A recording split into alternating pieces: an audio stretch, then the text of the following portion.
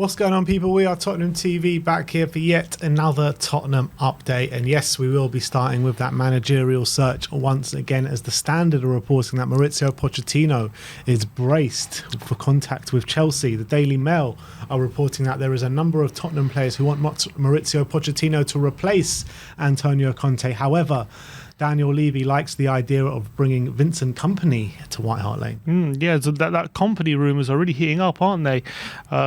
And it's interesting because there's a couple of publications now talking about Vincent Kompany, and he's just been promoted with Burnley, obviously doing a fantastic job there. But it's interesting, if we have really made him our number one target, why would we go for him rather than managers who are maybe bigger names and maybe don't have clubs and maybe could be more attainable? But it's interesting whether they've really done their research on how Kompany is doing, decided this guy should be our number one target straight away. I like him as manager. I've said I think he could do a good job here. Is this job a bit too big and a bit too early?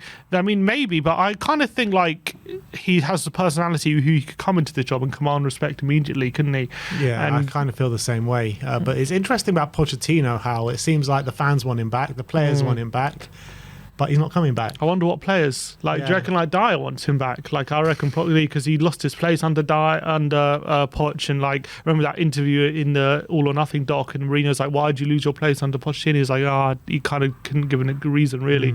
So I wonder what kind of players it is. Does Kane want him back, Son? I'm sure Sonny would want him back. I'm sure Sonny. I mean, I guess that the majority of the players under him would probably want him back, but just because it was such a better club when he was here. Yeah, maybe it's one of those things you don't know what it got to till it's gone. Yeah, exactly. It's one of those things with the players. Maybe they're looking at his tenure fondly, considering how it's gone under Mourinho and Conte and Nuno. Obviously, I for one would love Pochettino back. I think he's still a fantastic manager, but whether do we want to go backwards or do we want something new like a Kompany or something really new like Nagelsmann?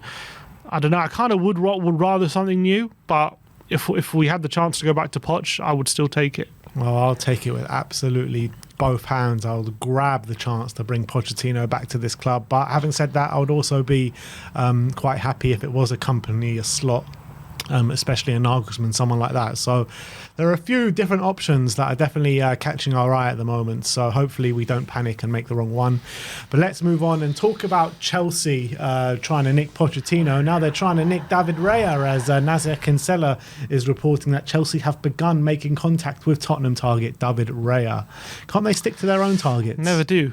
Even under Roman, they were stealing our targets, and under Bowley as well. It's either us or who are Arsenal or Tottenham scouting. We'll just go for them. Doesn't surprise me with Mendy and losing form. Kepa, to be fair, Kepa's actually had quite a good season, all things considered, but after that mistake for the second goal against Madrid, where he probably should have done better, those question marks are always going to be there, whether he's really going to be that top keeper to take them to the future. So obviously they're always going to be looking out for a new keeper. Raya would definitely fit the bill. There's I saw Romano as well saying today that Chelsea also keeping an eye on the Valencia keeper as well. I can't remember how you pronounce his name. That's it. So I'm sure, look, just because they made contact with Raya doesn't mean they're definitely going to go for him, but I wouldn't be surprised if that's what they land on. Yeah. All right, let's move on. Let's talk about Harry Kane once again. Miguel Delaney saying that Bayern Munich are willing to test Tottenham's resolve for Harry Kane, but Daniel Levy is adamant that Kane won't be sold to an English club. So the old regurgitated news once again. Yeah, of course, but he ain't going to Bayern. They can test the resolve all they want. I guess we would rather he goes to Bayern than he goes anywhere in England, but I just can't see him wanting to go to Bayern, and I can't see Bayern stumping up that kind of money as well for a player 1 year left in their contract, knowing how they usually run their finances.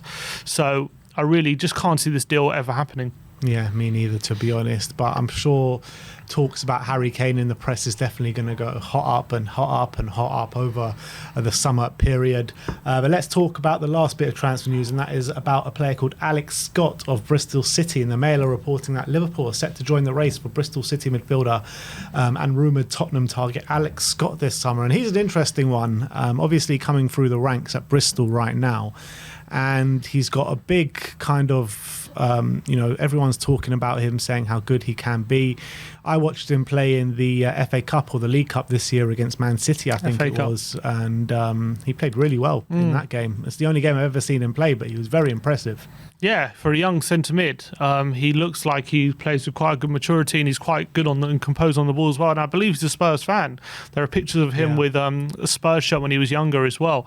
So it seems as though he maybe he'd have an affinity to join Tottenham if given the opportunity. Liverpool do have form for obviously bringing through like centre mids and stuff like that, and all younger players, especially under Klopp. So maybe he'll look at Liverpool as better suited for him, because right now at Tottenham with Sarr here, Skip here, then you got established midfielders like Bentancur, Højbjerg, and Bissouma. Like, is he going to come in and really get a first team place within the first year or two? Probably not.